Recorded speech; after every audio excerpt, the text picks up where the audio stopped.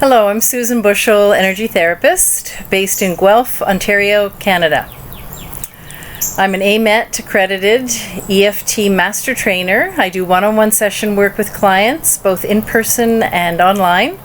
And I also teach, train, and supervise EFT students. This is the third video in a series of videos about what to do with your tapping when you get stuck. And it's not uncommon to feel like you've been tapping and tapping and tapping and tapping around something, but for some reason you can't get to the core. So I've talked a little bit about how valuable it is to work with another person, why, although that can feel a little bit intimidating at first, why that's really important to try that.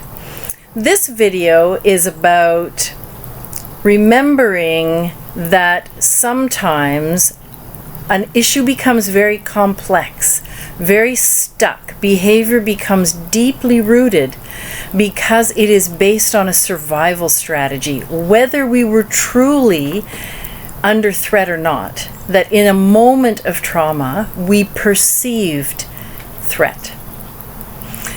And what happens sometimes with some people is that they begin to exhibit a behavior, or they adopt a limiting belief that is wrapped around a vow, a promise, a pact that they've made with themselves to protect themselves from getting hurt, from being vulnerable, or even being physically harmed.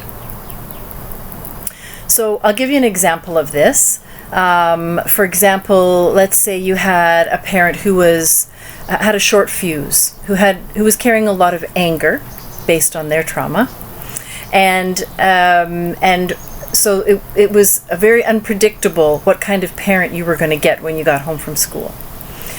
And things got to the point where sometimes it felt like the situation was out of your control, that you had no ability to protect yourself, that whenever you allowed yourself to be vulnerable, you became hurt further. So in that moment, with that young, immature brain, you may have made a decision, whatever came to you in the moment, something like, I'm never, ever going to trust him again. Or I'm never going to trust people again. Or I'll never let anyone see my emotions. I'm just not going to feel my emotions. I'm just going to shut it down. I'm only going to feel from here up. And these behaviors, these decisions, what I like to think of as vows, these vows to ourselves, when we're trying to clear up the pain of the past, it can feel very, these are the places where things can feel very stuck. And they're stuck because in that moment you saved yourself. You created a sense of control when there was no control, where you had no say, when you were too small, too young, had no resources for really protecting yourself, or what you did try just wasn't working. And when it comes to survival, I mean, that's everything.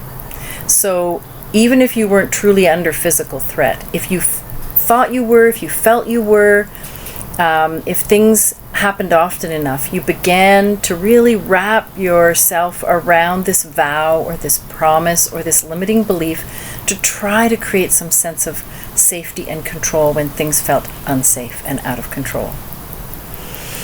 So when you're tapping, and if it feels like you're just not getting to the root of things, or things feel really complex, it might be helpful to ask yourself, or if you feel like you can have a connection with your little self, your earlier version of you, ask that little version of you, what was it that I promised myself?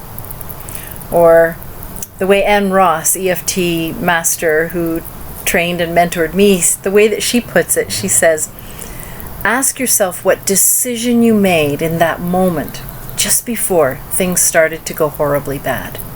Right? So in that moment where you know, okay, I'm going to be beat up again, he's come in drunk again, I know she's going to hurt me.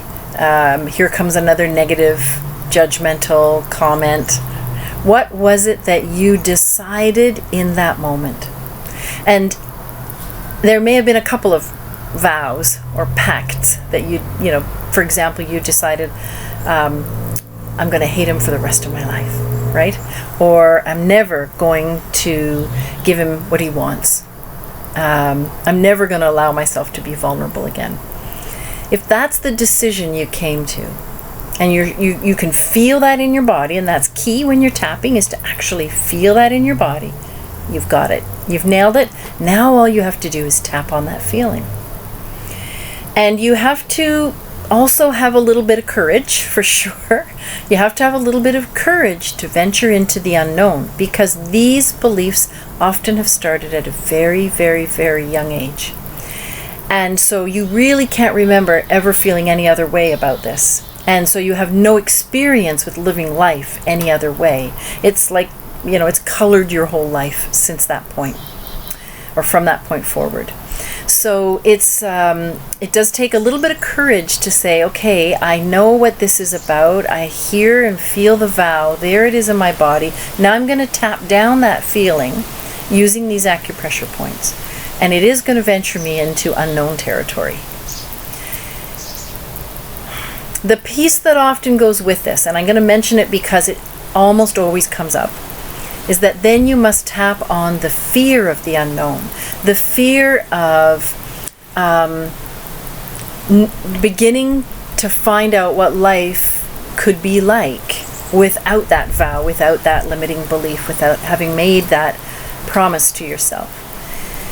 And to do that, you really, really need to find acceptance, even just a little sliver of acceptance for the little version of you that had to believe that grasped onto anything that he or she could find to make things better in that moment.